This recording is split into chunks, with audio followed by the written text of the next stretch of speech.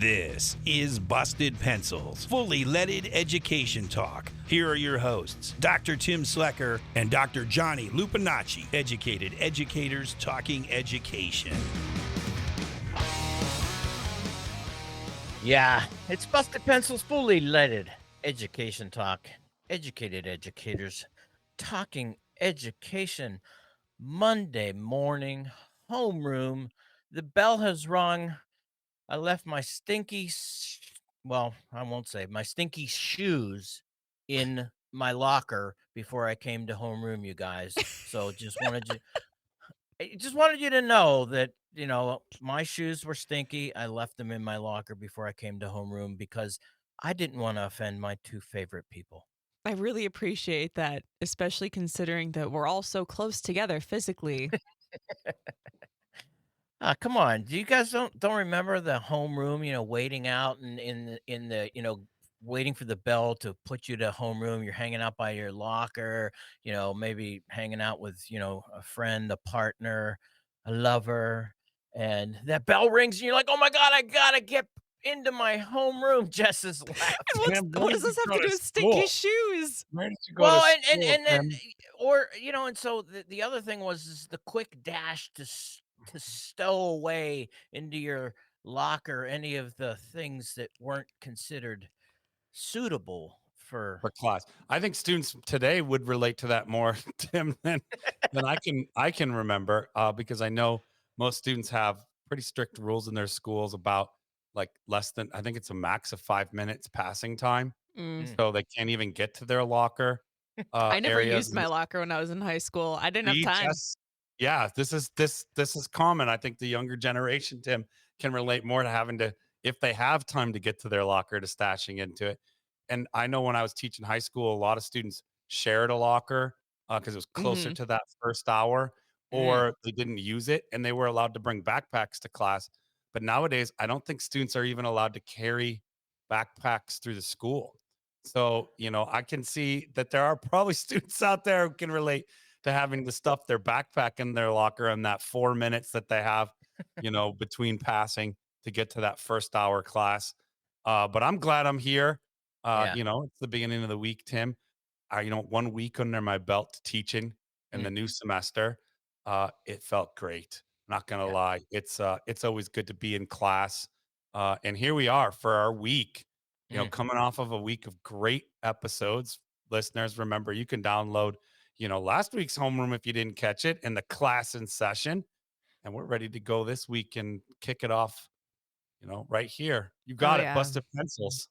It is. It's great to be back here in homeroom. Always actually love Great Monday. day for busted Yeah, pencils. it's a great day for busted pencils, and again, I love Monday mornings because, it's just ready to go and open up a new chapter and potentially start all over again, drop behind me all of the pain and suffering that was developed over the past week, start all over. I don't know. Yeah, Pain just and a ray of suffering, sunshine this Tim. morning. Right? Sorry. You left Hey, those hey, stinky hey, hey. shoes in your locker, but you I brought the stinky attitude. I know it's well, and people know, or maybe they don't. But we'll do a whole episode on kind of the whole idea of where do we situate ourselves when it comes to taking care of our own mental health and dysregulation and things like that because it's okay to have conversations about that. So maybe give a little preview that one day we should have especially with Teacher Hallie and Teacher Joanna, Educators Amplified, a really nice discussion about regulation, truly the standpoint of going, what is it that we can do? Because I was reading an article this morning saying, as we're coming into President Trump and the next 4 years, we Mm. may all need some forms of self regulation practices that allow us to uh, you know, deal with some of the things that are going to happen. Speaking of dealing with things, though, I gotta love. I mean, we've talked about our boy Michael Petrilli from the Fordham Foundation. Your guy. My S and I buddy. aren't claiming that. He's always just so wonderful about not admitting defeat. The fact that the Petrillis, the education quote, as they dubbed themselves, the reformers, the accountability hawks, the no child left behind people, the race to the top people. I mean, that was the good old days when both parties horrendously went after teachers in public schools and beat the living crap out of kids and everything like that. Those were the good old days, and he just wants to get them back. But he's got a new piece in the forduminstitute.org. His his little special blog called the Fly Paper: Education Reform in Red versus Blue States. Mhm. I just thought that it was an interesting take because he somehow seems to also be really locked in on the fact that there always was one team that was truly committed to ed reform. And if we're going to look at it today, it's still that team. And he kind of comes across and saying, like, look, if you want to talk about ed reform, it's the Republicans. They're the ones who want to do ed reform. And the Democrats are just, lapping up luxuries at the table of the unions. So Hmm. that's a brief overview of his analysis. Johnny, you got that smile. Were you worried where I was going with lapping? No, I was Okay. catching up from the sarcasm, because as our listeners know, if you don't know, I don't always touch the sarcasm. So I was scrambling around thinking, wait, is this something that all of a sudden now Tim is a fan of? Oh no, he's doing the He's sarcasm. doing the sarcasm, which Yeah. is, So that's Tim's mother tongue. So yeah, sometimes it's an interesting dynamic here. Yeah, yeah. you never I'm know. learning But sarcasm as a second language. I'm still struggling with it. But I would say, Tim, actually, for me, this article is par for the course. In fact, this, proposition that the Republicans are doing ed reform because they have been doing ed reform, just not the kind of reform well, that like educated educators or teachers, nonpartisan, right? I'm mm, not talking about whether it's the Democrats' attempt to reform versus the Republicans' attempt. I think it's accurate for me, at least, to say that there is a group of folks who have been actively reforming education, and I could categorize that as privatizing it, mm, as through standardizations, through products that they often call teacher-proofed curriculums, mm, standard sets. Not that any good teacher doesn't want there to be standards. It's not anything goes, but those standards initiatives that come, with a price tag and a prepackaged curriculum, and almost a management and business plan for how to implement in schools. And so the Republican Party, by and large, you're right. has a strong history of Mm, reforming education, our public schools, towards that model. So I mm, was like, okay, credit given where credit's due. There is some ed reform, but when we hear the word reform, folks, and we're educated educators, we're teachers, or we're folks in the community who are like, hey, I like good, strong public schools. I like my kids learning. I like our future generation kind of being, educated in a way where they feel like they belong. They feel like they found a pathway to a career that contributes to not only their health and well-being, you brought that up at the beginning of the show, Tim, but to the mhm. strength of our local economy and our communities. So happy, educated people, right? And we know that schools have done a really good job of making a whole lot of great folks in our community feel like they haven't been successful at education Yeah. because they're, pushed out of schools. So schools need some reform. The Republican Party and the conservative think groups, the privateers, I think you've called them before, Well, no, have that's have Josh Cowan from Michigan yeah. State, his So book. yeah, the privateers, they have made a pretty strong, clear effort, full transparency. Their effort is to privatize, and it reminds me, Tim, too, of our buddy Jonathan Gerko, who talks about proposing this, need for publicization. Mm, So, and I think, Tim, one of the things you brought up too, that's worth talking about in homeroom a little here, is that by and large, neither party has done a whole lot of good good for reform. education, Yeah. good reform, and I don't know, and this is me being really kind of harsh, I don't know that I hear or see much coming from the Democratic Party right now. But I will say that the article you shared and you brought up the key point, the attack against teachers unions, you know, came in right on cue. It's like, okay, Yeah. he's getting in all the privatization, hot words, all the key words for saying, hey, this is the reform that's going to save our schools. It's not going to save our schools. It's going to hurt them and expand markets. It's a Mm. disaster form of capitalism. Mhm. It's sad that that it's eaten up our kids and their opportunities. But the idea here is that they took a shot at teachers unions, and I don't see that right now from our teachers unions. I would be the first to say if I did, because there Yeah. has been periods of my life where I'm like, hey, teachers unions need to step it up. But I would say right now, especially with we get to have great conversations with Randy Weingarten at the Right. AFT.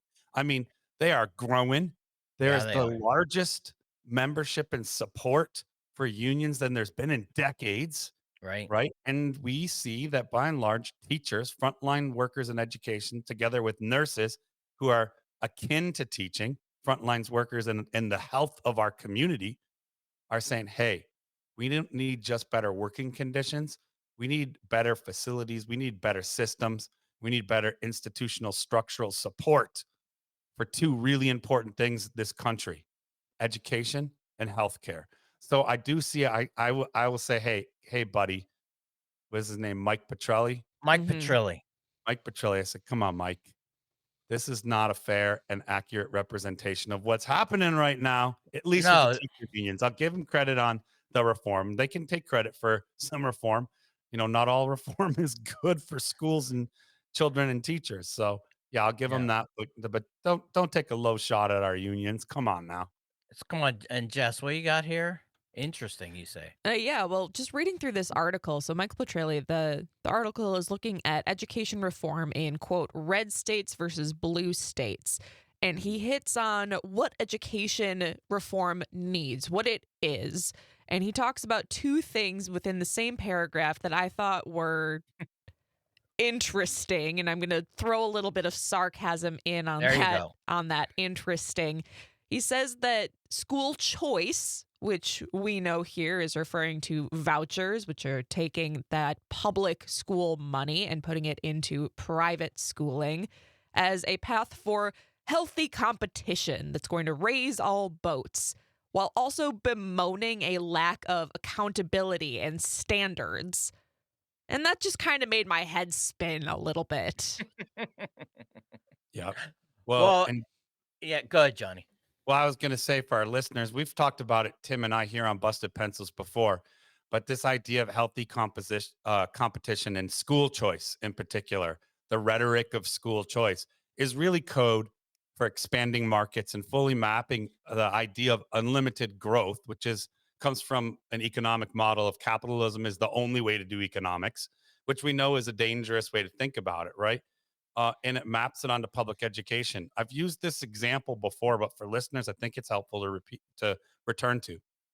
Imagine you might be working at the Best Buy, or I don't even know where people buy televisions anymore. Maybe it's Amazon, but you're a sales manager. You have a sales team, and you're working in a model of economic growth, right? That bases that markets can expand, and there's this false notion. I put in false notion because obviously I'm a critic of this, but there's this idea that that markets are unlimited. There's an unlimited growth possibility here. So let's say I'm a sales manager and our charge is to sell a lot of TVs this quarter. And we work really hard together. We do some team building and my sales folks and people on the floor and everybody at the Best Buy or on the, in the point of service here. And a lot of that's online nowadays, but it still has a sales team. Their goal is to sell so many TVs. Well, let's say we shatter that and we even all get bonuses and incentives for meeting not only our sales goals, but exceeding them. Okay, great. Tim, the next quarter, the sales team is expected to sell more. Now, Mhm. here's the problem on the ground with that, right? Everybody we know already has a new TV. So, yes, technology companies and everyone kind of they have this planned obsolescence. What's the new thing? How do we market? And there is some room for like getting people to always need the new thing. And I'm not even saying that maybe that doesn't work with television sales, right? but that idea mapped onto education doesn't work. And that's what they're talking about here. School choice and healthy competition comes from trying to map on that sales, marketing, business plan model to education. How can we get more schools? How can there be more opportunities, more choices? How do we create competition to have scarcity, Mhm. right? Demand, right? We talk about like wants and needs, but we talk about also this idea of manufactured demand that will help improve everything. So, like the whole idea that everyone's better off with more TVs. So that's not necessarily true. If everyone has one and it works, we don't necessarily need a new one, let alone do we need the people selling even more.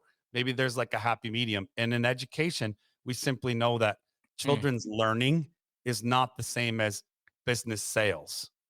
And, on this one though too, I gotta kind of like get Petrilli. I think he also is, though he's suffering from not realizing that even the Republicans in that argument of competition for improving schools, look, they've dropped it because the school choice they're now talking about is unaccountable. There's no comparison. In fact, we're not allowed to know the curriculum. We're not allowed to know the test scores. There's no comparisons there. So there is no competition anymore because it has turned, at least in the Republicans, the conservatives right now have said private school choice isn't a matter of competition, isn't a matter of whether or not schools do better. It's a matter of a parent's right to pick whatever freaking school they want, and the government should not stand in their way. Competition is gone, Johnny. And so I, Petrilli here, I think he's trying to restart the conversation that he believes that more TVs are better. well, I wouldn't say that competition is ever gone because we No. talked about this in a recent show. There's a difference between competitiveness and I want to give credit to all of our great students out there. They're competitors. They're in the game. They're really good learners. But I think what we have here are similar to that idea of manufactured markets. And Jess put it in the chat. We're kind of vibing on that. What's the rhetoric of this choice and healthy competition? And just put into our chat. Students always needing a higher score, right? And Mhm. she all caps higher, right? Because I would say, yeah, what is a higher score? And to be more advanced at each age. Like we talk about this, especially like second graders now doing third, fourth grade work, kindergarten now doing standardized testing in some states. This idea that more, and it comes from that, it's contagious. It flows from that language and rhetoric of this idea of healthy competition because our kids are competitors. Just because maybe they can do it doesn't necessarily mean that it's healthy and good and it should be done. But that's become the measure, right? Mhm. Like how many TVs get sold, right? And then let's say, hey, that successful team is now not successful because they haven't sold as more TVs than they sold Right. last quarter. And so we're setting kids up to compete in a false measurement system. That's what I'm kind of emphasizing here. I think they're still competitors, but the rules of the game are shifted so it's about their test scores and it's about this. I love how Jess put it in all caps, more advanced. So More I kind of put it advanced. in scare quotes there. Mhm. And it's a dangerous game, and we've been playing it. And that is the game that also, Tim, to speak to that idea of that it's about parental choice, right? I believe that they're shifting that rhetoric to also associating it to, your liberty as a Mhm. democratic citizen, because by and large, because the data, the facts show us that students don't necessarily do better by these alternatives and these Right. sort of watered down markets for Right. education. Bottom line, markets should not be part of public schools. And I know that's cringe for the market, church out there, for the folks who are real big on like, let the markets be our God. But hey, some things aren't great to privatize and have be a market. And education is one of those. Well, before the bell rings for first period, though, one little point I want to circle back to, and it's unions and Democrats and realizing this. There is a real space and opportunity right now, too, to grab a hold of real reform, Johnny, what we're talking about, liberating education, the ability to serve all students, to lift communities, to get behind that. The unions, in fact, this is where the unions can really drive this leadership. And I think that would really drive the Petrillis crazy, is to see unions really leading that charge, not to get on the old reform bandwagon, but to get on this vision of, let's just call them, beautiful schools that are doing wonderful things for all kids. And that might mean that there are certain forms of education, certain curricula, certain pathways that are open for all of those diverse learners in those diverse communities, because that is a real engaging way that we can liberate, Johnny, as you say, schooling from, or liberate education from schooling. And now for your moment of Zen.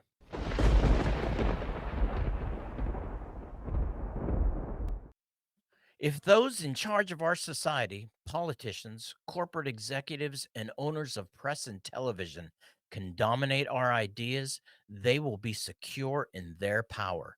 They will not need soldiers patrolling the streets. We will control ourselves.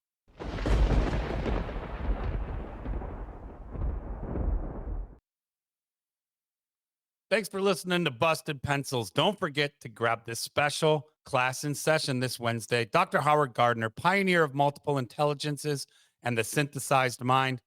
Class in session this Wednesday. And free throws and face-offs on Friday. Jason Bucheri for Saturday's full hour show. You can catch that on all the civic media networks. And keep busting pencils.